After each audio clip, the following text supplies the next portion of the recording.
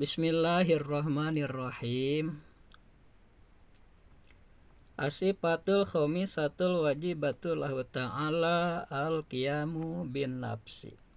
Sifat kelima yang wajib ada pada zat Allah yaitu al-qiyamu bin nafsi. Artinya Allah hidup dengan zatnya. Wa ma'nahu al-istighna'u anil mahali wal mukhasisi. Makna dari al-qiyam bin nafsi ini yaitu Allah tidak membutuhkan tempat dan tidak membutuhkan muhasis atau mujid. Wal mahalu al-zatu. Tempat di sini maksudnya zat. Jadi Allah tidak membutuhkan tempat itu, artinya Allah tidak membutuhkan zat lain. Zat lain untuk ditempati oleh Allah, begitu. Bahasa gampangnya begitu. Itu Allah tidak butuh. Jadi Allah tidak butuh tempat itu, maksudnya Allah tidak butuh zat lain untuk ditempati oleh Allah, begitu. Itu tidak butuh Allah, tidak membutuhkan tempat. Wal mukhasisi, dan Allah juga tidak membutuhkan mukhasis atau mujid. Mujid itu yang menjadikan Allah. Mukhasis artinya yang menentukan ya. Kalau muhdis yang membarukan, mujid yang menjadikan. Tapi satu makna itu maksudnya dalam bidang tauhid itu. Ketiga bahasa itu diperuntukkan untuk mujid yang menjadikan.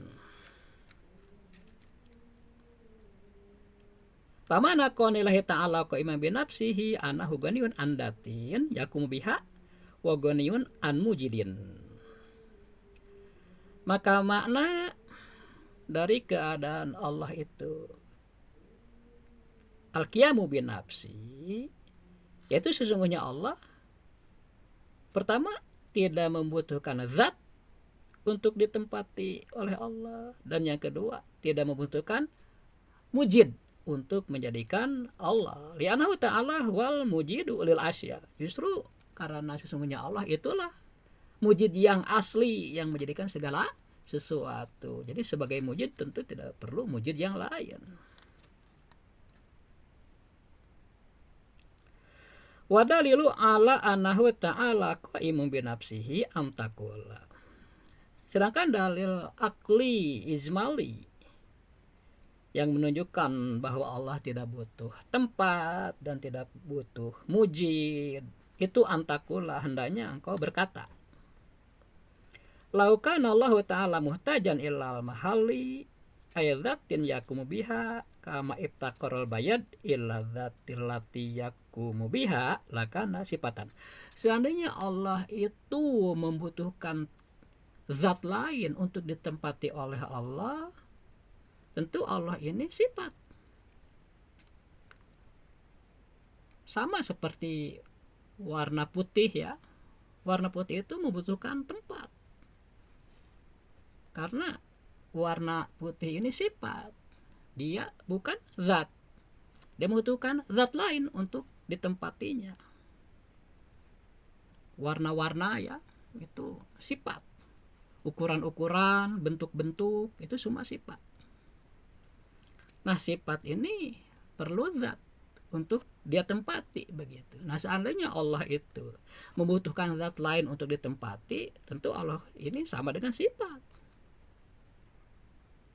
Seandainya Allah sifat tetapi memiliki banyak sifat, maka tidak benar itu. Justru Allah itu zat, sehingga Allah memiliki banyak sifat.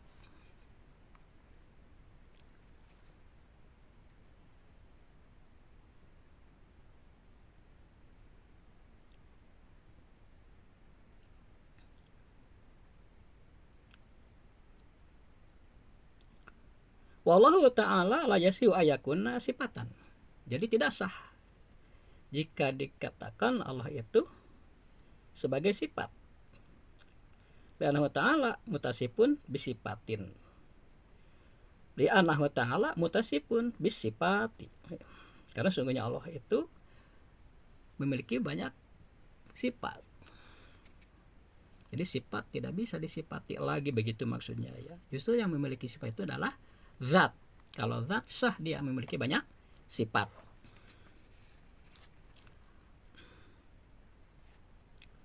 Kemudian untuk yang kedua, walawib takoro ila mujidin yujiduhu lakan hadisan.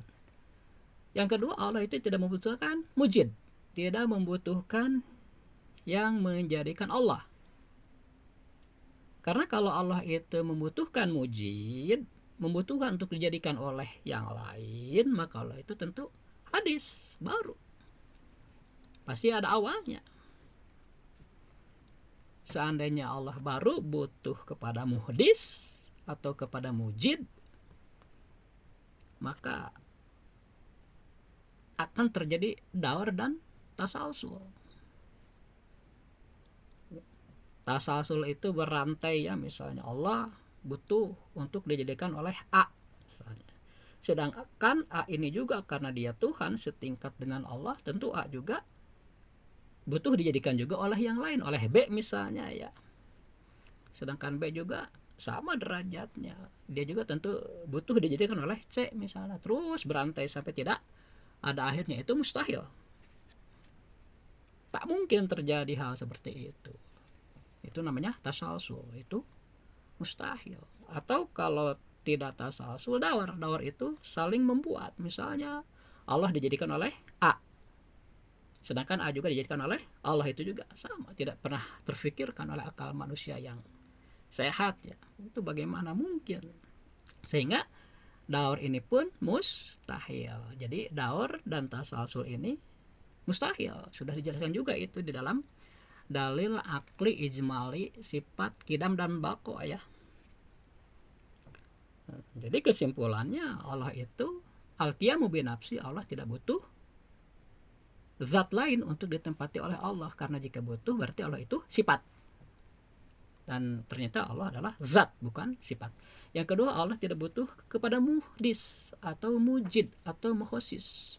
Karena kalau Allah butuh mukhasis, butuh mujid atau butuh mujid, tentu Allah itu hadis. Dan kalau Allah itu hadis, tentu jatuh kepada tasalsul atau daur. Padahal tasalsul dan daur ini mustahil. Oleh karena bisa ditolak kebutuhan Allah kepada zat dan mujid itu, kebutuhan Allah kepada tempat dan mujid itu, maka pastilah Allah itu al-qiyamu bin nafsi. Dalil akli ijmalinya barusan begitu ya cara menyampaikannya. Sedangkan dalil naklinya itu ada di surah Al-Ankabut ayat 6. Kalimatnya innallaha laganiyun anil alamin. Ini pernyataan Allah dalam Al-Quran ya, bahwa sesungguhnya Allah itu tidak membutuhkan sekalian makhluk, baik untuk ditempati oleh Allah maupun mujid ya, untuk menjadikan Allah. Demikian cukup ringkas ya, semoga bisa dipahami bahwa al-qiyamu binafsi ini artinya Allah hidup dengan zatnya. Maksudnya Allah tidak membutuhkan tempat untuk didiami, tidak membutuhkan zat lain untuk didiami. Karena jika Allah membutuhkan tempat, tentu Allah itu adalah sifat, padahal Allah adalah zat bukan sifat. Kemudian ketika diperkirakan Allah butuh mujid atau muhosis atau muhdis, maka tentu Allah itu adalah hadis. Seandainya Allah hadis, itu jatuhnya kepada dawar atau tasalsul, padahal dawar dan tasalsul mustahil. Wajiblah Allah bersifat al-qiyamu bin nafsi. Dalil naklinya yaitu di surah Al-Ankabut ayat ke-6, innallaha laganiyun anil alamin. Sesungguhnya Allah itu tidak membutuhkan sekalian makhluk. Akhirul kalam, assalamualaikum warahmatullahi wabarakatuh.